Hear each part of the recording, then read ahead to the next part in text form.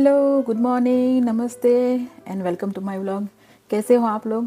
I hope everyone is doing good. तो ये आज सुबह बनाया था थेपला एवोकेडो वाला। हमारे घर में सबको बहुत ही पसंद है, तो थोड़ी सी क्लिप कर ली थी। बहुत ही बेसिक है। एवोकेडोस और स्पाइसेस को गेहूं के आटे में डाल के उसका हमें आटा गूंद लेना है। चाहो तो आप 1 चम्मच दही डाल सकते हो और इसका इस तरह से आटा गूंद के आप इसके थेपले बना सकते हो। रोटी की जगह भी इसे यूज़ कर सकते हो। और जो बच्चे लोगों को एवोकाडो बहुत पसंद नहीं आते ना, तो ये परफेक्ट है और एकदम टेस्टी क्रीमी बटरी जैसा लगता है। अगर आप ऑयल के बिना भी ये पराठे बनाओगे तो बहुत अच्छा लगता है। और उसके साथ में बनाया था एक मल्टीपर्पज़ चटनी। और ये कप इसलिए दिखा रही हूँ क्योंकि मैं ये इंडिया से amazon.in पर से ऑर्डर करके लाई थी और इतना अच्छा कप निकला कि पूछो ही मत। और यहाँ से ऑलमोस्ट हाफ प्राइस में amazon.com में पे आप इसको देखो तो उससे डबल प्राइस में था और बहुत ही अच्छा स्टेनलेस स्टील था। तो फिर से जाऊँगी तो एक कप दूसरा लेके ही आऊँगी। और यहाँ पे मैंने करी पत्ता और हरी मिर्ची डाल दी है। करी पत्ता आजकल मेरी सब रेसिपी में जाते हैं, जहाँ जहाँ जहाँ भी जा सकता है वहाँ पे मैं डाल ही देती हूँ। थोड़ा सा अदरक। वैसे करी पत्ता हेल्थ के लिए बहुत ही अच्छा होता है, तो अगर हो घर में तो जहाँ भी पॉसिबल हो डालना चाहिए। तो मैं एक बेसिक सी चटनी बना रही हूँ जो बेसिकली है साउथ इंडियन डिशेज़ के साथ जाएगी, पर वैसे भी बहुत अच्छी लगती है। यहाँ पे मैंने डाला है कोकोनट पाउडर ड्राई वाला 1/4 कप और उसके साथ में रोस्टेड ग्राम डालूंगी, वो भी 1/4 कप डालूंगी। डिटेल रेसिपी मैं डिस्क्रिप्शन बॉक्स में डाल दूंगी और यहाँ पे स्क्रीन पे भी आ जाएगा, तो आप चेक कर सकते हो अगर आप ट्राई करना चाहो तो। और इसके साथ में 1/4 कप यहाँ पे डाला है मैंने रोस्टेड पीनट्स को ड्राई रोस्ट कर लिया था। साथ में इसका छिलका निकाल के, छिलके के साथ भी आप चाहो तो डाल सकते हो।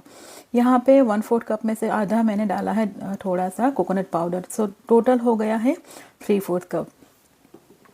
और हल्का सा सॉल्ट स्वाद अनुसार और नींबू का रस, आधा नींबू का रस डाल दिया है यहाँ पे। तो नींबू का रस डालने से एक फ्लेवर भी अच्छा रहता है और प्रिजर्वेटिव का भी काम करता है। 1/4 कप में से आधा लाइक 2 टेबल स्पून जितना मैंने डाला है यहाँ पे दही। दही का थोड़ा सा ठीक वाला पार्ट ही डालिए। दही थोड़ा सा डालेंगे तो बहुत ही स्मूथ सा टेक्सचर आएगा, पर बहुत ज़्यादा दही नहीं डालना है। बहुत ज़्यादा दही डालेंगे ना तो दही ओवरपावर कर जाएगा इसका फ्लेवर को। अब हमें इसे एकदम बारीक सा ग्राइंड करना है, तो पहले हल्का हल्का सा सूखा ही इसको ग्राइंड कर लेंगे। उसके बाद इसमें डालेंगे पानी आप अपनी पसंद के हिसाब से कंसिस्टेंसी एडजस्ट कर सकते हो। और जितना भी हो सके आप ठंडा पानी डालिए। जब भी कोई चटनी बनाते हो ना, तो ठंडा पानी का ही मोस्टली यूज़ करना चाहिए, ताकि आपकी चटनी की कंसिस्टेंसी और टेक्सचर और बिटरनेस भी नहीं आती। और ये देखिए मेरी चटनी परफेक्ट रेडी है। तो मैंने आधा गिलास पानी डाल दिया था यहाँ पे। अब इसको आप चाहो तो ऐसे भी खा सकते हो, इसमें चाहो तो धनिया भी डाल सकते हो, पर उसके बिना ही बहुत अच्छी लग जाती है। धनिया आजकल बहुत कॉस्टली हो गए हैं यहाँ पे, तो धनिया का बहुत कम यूज़ हो गया है। गार्डन में जब होगा ना तब मैं बहुत यूज़ करूँगी। अब इसे हम टेम्परिंग करेंगे तो साउथ इंडियन स्टाइल में ही करेंगे। उड़द दाल और मस्टर्ड और थोड़े से करी पत्ते, थोड़ा सा हींग और मेथी के दाने, बस हो गया हमारा चटनी रेडी। ये एक मल्टीपर्पज़ चटनी है, इसे किसी के भी साथ यूज़ कर सकते हो। The device is being picked up. Please put the machine back near the starting place. Resume cleaning. तो बाकी काम करते समय मैंने इसे स्टार्ट कर दिया था। तो मुझे आज इसके पास स्पेशल काम करवाना था, तो यहाँ पे मैं रग पे लेके आ गई। रग पे क्या होता है ना, बहुत सारा कचरा गिर जाता है जो दिखता नहीं है। तो वैसे तो पूरा घर क्लीन करते समय हो ही जाता है क्लीनिंग, पर ये रोबोट है ना, पर्टिकुलरली एरिया में भी बहुत अच्छे से क्लीन कर लेता था। तो मैंने आज सोचा कि पहले मैं इससे अच्छी तरह से रग क्लीन करवाऊँगी, उसके बाद में वो पूरा घर क्लीन करता रहेगा। तो जब तक वो पूरा घर क्लीन कर दे तो उसके बाद मुझे आज करना है मॉप। पर रोबोट को मैं पूरा घर क्लीन करने दूँगी, तब तक मैं आ गई हूँ बाहर, उसे भी डिस्टर्ब ना हो और मेरा बाहर का काम भी हो जाए। तो गार्डन में ये अनियन हो गए थे, बहुत टाइम से निकलना बाकी था, पर कुछ ना कुछ चीज़ ऐसे हो रही थी कि मेरे पास टाइम नहीं मिल रहा था। और मैं क्या कर रही थी, यहाँ से जब भी अनियन चाहिए 1-2 अनियन निकालो और फिर उसको कुकिंग में यूज़ कर लो। पर मैंने देखा कि 2 दिन पहले कि कुछ अनियन ऐसे ख़राब होने लग गए थे। तो मेरी मम्मी से बात हुई, मम्मी ने बोला कि इसे निकाल लो वरना सब अनियन ख़राब हो जाएंगे। तो मैंने आज सोचा सबसे पहले बाकी घर का काम दूसरा करें, लंच बनाऊँ या कुछ भी, उससे पहले अनियन और गार्लिक के भी बहुत सारे पॉट्स हैं तो वो भी निकाल लूँगी। और ये अनियन मैंने सीड्स में से नहीं उगाए थे। जो अनियन का ये रूट्स वाला पार्ट होता है ना, उसको मैंने यहाँ पे मोस्टली डाला था। और स्प्रिंग अनियन आते हैं ना, वो उसका रूट वाला पार्ट है, उसको मैं कट करके जो वाइट वाला रूट्स के साथ उसको यहाँ पे डाला था। इस तरह से आप बनाएंगे अनियन तो बहुत फास्ट फास्ट ग्रो हो जाएंगे। पहले तो उसके हरी पत्तियाँ हमने यूज़ कर ली और उसके बाद रहने दिया, तो अच्छे से बहुत बड़े बड़े अनियन हो गए। तो मैंने पूरा एक बकेट भर लिया। ये सब करके आ गई, नहा बहा लिया और लंच की प्रिपरेशन कर रही थी। तो हस्बैंड को लगी थी भूख, मुझे भी लगी थी, तो आज लंच में हल्का सा कुछ खाएंगे। तो मैंने यहाँ पे फ्रूट्स कट कर लिए, साथ में एक छोटा सा मफ़िन का पीस, और उनको मैं अपस्टेयर्स ही देने जा रही हूँ। उनकी मीटिंग चल रही है अभी। तो मफ़िन के पीस एक छोटा सा हो जाए, उसके साथ आप फ्रूट्स खा लो तो आपको सेटिस्फेक्शन पूरा मिल जाता है। वैसे बच्चे लोग अच्छी खासी मफ़िन आजकल खा रहे हैं। मैं भी कुछ बोल नहीं रही। अभी स्कूल स्टार्ट हुआ है ना, तो कई चीज़ें ऐसी होती है ना कि बच्चे लोगों को करने देनी पड़ती है। बाद में थोड़े दिन के बाद सब लोगों का रूटीन अच्छे से सेटअप हो जाएगा। तो मेरा लंच और सब कुछ रेडी हो गया है। वीर को लेने जाने में अभी टाइम बचा है। एक्चुअली मेरे स्केड्यूल के हिसाब से टाइम बच ही जाता, क्योंकि ये मॉप करना मेरे स्केड्यूल में था आज। तो मेरा जो क्लीनिंग वाला काम था वो तो रोबोट ने कर लिया। तो रोबोट बहुत ही हेल्पफुल रहता है।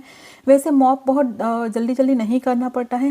वैसे अभी समर है ना, तो बाहर बहुत आना जाना रहता है, तो डस्ट आ ही जाती है घर में, कुछ ना कुछ आ ही जाता है। फिर भी रोबोट से अच्छा खासा क्लीन हो जाता है। छोटे छोटे पार्टिकल हो ना, वो भी सक कर लेता है, उसके सक्शन वाले जो नीचे पार्ट है ना उससे। पर फिर भी थोड़े थोड़े दिनों के बाद मॉप तो करना ही पड़ता है। मॉप करने से छोटे बारीक से वो भी धूल और ऐसा कुछ हो ना, तो वो निकल ही जाता है। और पूरा घर में क्लीनिंग करूँगी और फिर मॉप करूँगी तो मुझे 2 घंटे लग जाएंगे। तो बहुत टाइम लगता है। जो जब से रोबोट लिया है ना, तब से मेरा आधा काम ख़त्म ही हो गया है। और बहुत फ्रीक्वेंटली मुझे मॉप भी नहीं करना पड़ता है। तो बहुत हेल्पफुल है और बहुत अच्छा है। और ये बहुत कॉस्टली भी नहीं लिया था, कोई बहुत जानी पहचानी ब्रांड नहीं है, ऐसे ही लिया था ट्राई करने के लिए। ऑलमोस्ट 3 साल हो गए और अब तक बहुत अच्छा चल रहा है। तो बहुत ही हेल्पफुल। और $120 या इतने में ही कुछ लिया था, जब सेल था ब्लैक फ्राइडे का तब। तो बहुत अच्छे से ये मेरा मॉपिंग और सब कुछ हो गया।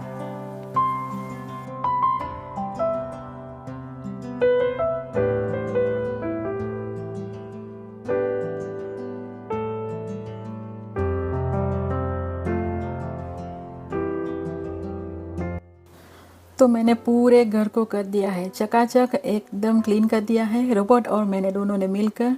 और बाहर अच्छी खासी धूप हो रखी थी, तो मैंने सोचा ब्लाइंड्स बंद ही कर दूँ, नहीं तो घर में बहुत गर्म गर्म लगने चल जाता है और फिर एसी को बहुत लो करना पड़ता है। अभी भी इस एरिया में अच्छी खासी गर्मी है। पता नहीं इस साल बहुत ही गर्मी हो रही है। तो उसके बाद मैं वीर को लेने चली गई थी और उसको लेके आई। आज मुझे पता था कि वीर सब्जी रोटी नहीं खाएगा, तो मैं कुछ इस तरह से प्रिपरेशन करके गई ताकि उसे अच्छे से मैं हेल्दी फूड भी खिला सकूँ और उसे पसंद भी आए। तो यहाँ पे मैंने मिक्स रेड बेल पेपर्स को कट कर लिया, कैरेट्स और टमाटर, अनियन और ब्रोकली को बारीक बारीक कट कर लिया। उसके ऊपर डाला है मैंने सीजनिंग, पिज़्ज़ा सीजनिंग, और साथ में डाला थोड़ा सा टोमेटो केचप।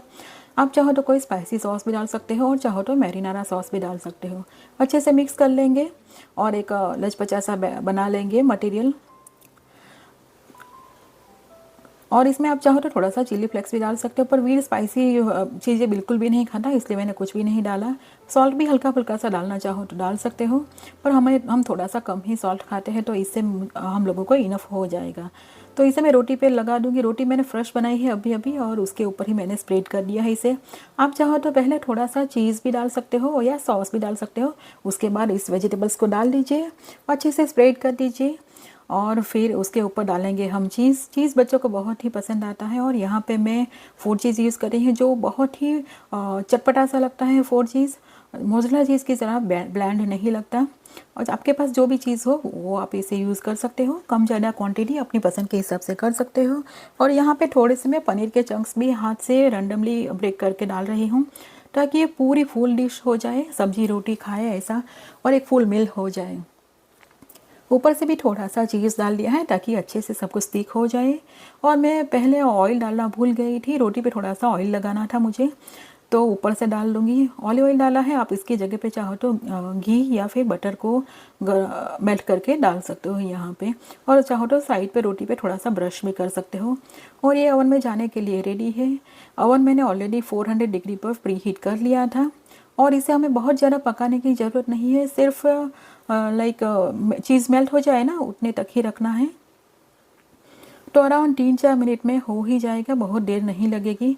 आप चाहो तो इसे पैन में भी बना सकते हो। पैन को पहले प्री हीट कर लीजिए और उसके बाद इसे medium to low medium flame पे कवर करके 4-5 मिनट में हो जाएगा रेडी। तो सेम रिज़ल्ट ऑलमोस्ट आएगा, बहुत फ़र्क नहीं पड़ता है। और ये रेडी है। 3 मिनट लगे मुझे ये करते हुए। इसको अच्छे से कट कर लूँगी पीसेस में और इसे सर्व कर दूँगी फ्रूट्स के साथ।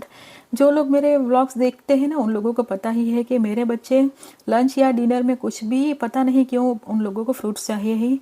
और आजकल तो अभी भी गर्मी अच्छी खासी है यहाँ पे, तो वाटरमेलन बहुत टेस्टी मिल रहे हैं। कॉस्को के वाटरमेलन का कोई कंपैरिजन नहीं होता, बहुत ही टेस्टी लगते हैं ये। तो वाटरमेलन के साथ मैं इसे सर्व कर दूँगी वीर को। तो ये वीर का हो गया लंच। उसके बाद मैं वेदांत के लिए थोड़ा सा डिनर की प्रिपरेशन कर लूँगी। वेदांत अभी आया नहीं है और उसकी कर रही हूँ मैं वेट। तो मुझे मैसेज आया कि अमेज़ोन का कुछ ऑर्डर किया था, वो आ गया है। यहाँ पे क्या होता है ना कि मोस्ट ऑफ द टाइम वो लोग डोरबेल भी नहीं बजाते कि हमें पता चले कि कुछ आया है। मैसेज आए या कुछ अपडेट आए ना, तब भी पता चलता है। और यहाँ पे वीर का चल रहा है स्क्रीन टाइम। स्कूल से आने के बाद थोड़ा बहुत अच्छा खासा स्क्रीन यूज़ कर लेता है। पर नई स्कूल स्टार्ट हुई है ना, तो बहुत कुछ बच्चे लोगों को स्ट्रिक्ट नहीं हो सकते। थोड़े दिन बीतने दे, फिर आ जाएंगे अपने ओरिजिनल पे सब लोग। तो आज कुछ ऐसा ऑर्डर किया था जो वेदांत के काम की चीज़ें हैं। यहाँ पे वेदांत को थोड़ा सा एक्ने का प्रॉब्लम है, पिंपल का, तो डॉक्टर ने प्रिस्क्राइब किया था ये चीज़। तो स्टोर में मुझे जेल और क्लिंजर मिल गया था, पर मॉइस्चराइज़र नहीं मिला था, तो इसलिए अमेज़ोन पर से ऑर्डर किया। एक्ने का थोड़ा बहुत इश्यू रहता है वेदांत को गर्मी के सीज़न में। बाहर बच्चे लोग खेलते भी ना हैं, और इस एज में हो ही जाते हैं थोड़े बहुत एक्ने। और ये हस्बैंड का कुछ है, क्लासेस का कुछ कवर है। और मेन चीज़ ये थी जो ऑर्डर किया था वेदांत के लिए। वेदांत को पता नहीं है, मैंने और हस्बैंड ने ही ऑर्डर किया था। वेदांत का जो रिश्वत था ना, वो थोड़ा बहुत थोड़े दिन वर्क करता है, फिर बंद हो जाता है, फिर थोड़े दिन वर्क करता है। तो सोचा एक अच्छी ब्रांड का ही ले ले, और ये ऑर्डर किया था हम लोगों ने। सिंपल सा है, पर देखते हैं, हम लोगों को बहुत पसंद आया था, पर मुझे थोड़ा सा हैवी सा लगा। देखते हैं, वेदांत को पसंद आए तो रहने देंगे, वरना कर देंगे रिटर्न। ये फॉसिल का है और बहुत कॉस्टली भी नहीं है, पर अच्छा खासा है। पर इसका डायल वाला पार्ट है ना, वो बहुत ज़्यादा हैवी है, और जब ऑर्डर किया तब दिखा नहीं कहीं भी कोई कमेंट में कि ये इतना हैवी है। और वेदांत है भी इतना पतला सा कि इसके रिस्ट में इतना वेट लेने की कैपेसिटी भी पता नहीं होल डे वो पहन सकेगा कि नहीं। तो वो तो वेदांत आए उसके बाद ही पता चलेगा, वो चेक करेगा। और यहाँ पे बैकयार्ड में आ गई हूँ मैं। थोड़ा बहुत काम बैकयार्ड में होता ही है इस सीज़न में। तो मैंने इंडिया से आने के बाद थोड़े से सीड्स डाले थे क्यूकम्बर के, तो उसके अच्छे खासे प्लांट हो गए थे साइज़ में। तो थोड़े से मैंने दूसरे पॉट में ट्रांसफ़र कर दिए, थोड़े से ग्राउंड में भी कर दिए। अभी बहुत टाइम नहीं है समर फिनिश होने में, पर देखते हैं इसमें अच्छे से थोड़ी बहुत भी क्यूकम्बर लग गई तो हम खा लेंगे, नहीं लगी तो फिर नेक्स्ट समर में करेंगे। पर मुझसे रहा नहीं गया था क्यूकम्बर के बिना। क्यूकम्बर पूरी सीज़न समर में हम घर के ही खाते हैं, और घर की क्यूकम्बर का जो फ्लेवर होता है ना, वो बहुत टेस्टी होता है। तो उसको प्लांट्स को डालने के बाद मैं कर रही हूँ वाटरिंग। जब भी प्लांट को आप डालें ना, ट्रांसफ़र करें कहीं पे, तो उसको वाटरिंग करना ही चाहिए। थोड़ा बहुत उसे अच्छा लगता है, पानी सोख कर लेता है ये। और उसके बाद मुझे याद आया कि मैं फ्रेंड के यहाँ कई दिनों पहले गई थी और वहाँ से 2 प्लांट्स लाई थी, तो वो इस तरह से पानी में घर में ही रखे हुए थे, तो आज उसको भी डाल देती हूँ। वैसे प्लांट्स को मैं भूलती नहीं हूँ, पर इस बार ऐसा हुआ ना, लाइफ में कई चीज़ें ऐसी हुई कि मैं बहुत बिजी हो गई और इन लोगों पे ध्यान नहीं दे पाई। तो ये पान खाते हैं ना, उसका प्लांट है, हमारे यहाँ नागरवेल का प्लांट बोलते हैं। उसे एक पॉट में डाल दूँगी रूट्स के साथ ही, तो बहुत अच्छे से ग्रो हो जाएगा। और विंटर में मैं इसे ले जाऊँगी गराज में, तो सर्वाइव हो जाएगा विंटर में भी। और दूसरा पौधा है वो है हिमालयन तुलसी। उसका प्लांट के लीव्स आप खाए ना, तो एकदम स्ट्रॉन्ग सा है, मेडिसिन वैल्यू वाला है। और उन फ्रेंड्स लोगों ने बोला है कि ये बाहर भी अच्छे से सर्वाइव हो जाता है विंटर में भी। जब स्प्रिंग आए ना तो ये हरा भरा फिर से हो जाएगा अपने आप। पर ये बहुत छोटा प्लांट है तो मैंने सोचा इस पर गमले में ही डाल दूँ और विंटर में ले जाऊँगी घर के अंदर, और जब स्प्रिंग आया गया तब तक ये बहुत अच्छे खासे से सेटल हो जाएंगे। तब देखती हूँ इसे मैं ग्राउंड में डालूँगी अगर अच्छा खासा हो गया तो, वरना 1-2 साल इसे मैं इस तरह से ही पॉट में रखूँगी ताकि विंटर में उसे मैं घर में ले जा सकूँ। तो ये हो गए मेरे 2 प्लांट। हर साल 1-2 प्लांट का एडिशन हो ही जाता है मेरे प्लांट के इसमें। और इसके बाद हम लोगों ने यहाँ पे थोड़ा सा गड्ढे हो गए थे तो वहाँ पे सॉइल भी डाल दिया ताकि वो अच्छे से कवर हो जाए। लॉन के जो ये ग्रास है ना वो कवर कर लेंगे। और यहाँ पे पीछे भी थोड़ा सा क्लीनिंग करना है तो देखा कि ब्लैकबेरी के प्लांट्स में अच्छी खासी ब्लैकबेरी राइप हो गई थी। और ब्लैकबेरी के प्लांट पे हम लोगों ने कुछ ध्यान भी नहीं दिया था पर अच्छी खासी आ गई थी ब्लैकबेरी से। उस पर 3-4 बार अब हमने निकाली इंडिया से आने के बाद। और यहाँ पे रास्पबेरी का प्लांट एक ही इस तरह से छोटा सा है और इसके लीव्स को भी कुछ बग खा गया है, पर इसके फ्रूट्स बहुत अच्छे हैं। फ्रूट्स को टच भी नहीं किया था, जो बग इसके लीव्स खाने आए थे वो भी निकाल लिया। तो इतने छोटे से प्लांट्स पे भी इतने अच्छे बेरीज आए ना, तो मैंने सोचा अब ये बेरीज के प्लांट्स पे भी अच्छे से ध्यान देना पड़ेगा। अच्छे से सॉइल करके उसको थोड़ा सा फर्टिलाइज करेंगे ना तो बहुत अच्छे से ग्रो हो जाएंगे, तो अच्छी खासी बेरी मिल सकती है इन पे। वैसे बाहर से इस तरह से बेरीज़ लाओ तो बहुत ही कॉस्टली मिलती है, और पर्टिकुलरली ऑर्गेनिक बेरीज़ लाओ ना तो बहुत ही प्राइस में हाई होता है ये। और ये घर की एकदम प्योर ऑर्गेनिक और कुछ भी ध्यान दिए बिना इतनी अच्छी खासी बेरीज़ मिल गई हमें। उसके बाद मैं आ गई थी घर में। सबका खाना पीना हो गया था पर डिश वॉशर में थोड़े बहुत बर्तन डालने बाकी थे, तो ये दोनों बाहर निकले और मैं घर में आई, ऐसा हुआ है। तो आजकल क्या है ना कि स्कूल स्टार्ट हो गई है तो बच्चे लोगों को एक साथ टाइम बहुत ही कम मिलता है। वैसे वीर के पास इवनिंग के टाइम पे अच्छा खासा टाइम होता है, पर वेदांत का स्कूल का स्टडी का बहुत ज़्यादा होता है आजकल, तो वो अपनी स्टडीज़ में ही बिज़ी रहता है आने के बाद भी, तो बहुत कम खेलते हैं। तो आज वो दोनों बाहर निकले हैं तो मैंने सोचा एक छोटी सी क्लिप कर दूँ, पर बहुत देर हो गई थी, अंधेरा होने ही वाला था। तो बच्चे लोगों को मैंने बोला कि अंदर आके प्ले करो, क्योंकि बाहर हो क्या होता है ना कि हरा भरा है, बाहर पानी भी बहुत अच्छा खासा गिरता रहता है गार्डन की वजह से, तो मस्कीटोस बहुत सारे हो जाते हैं और फिर बच्चे लोगों को क्या पता नहीं चलता मस्कीटोस बाइट करे तब। और घर में आने के बाद रात को बहुत ही स्क्रैच करते रहते हैं हाथों पे और पैरों पे। तो व्लॉग को भी यहीं ख़त्म करते हैं, मिलते हैं अगले व्लॉग में। तब तक के लिए बाय, टेक केयर।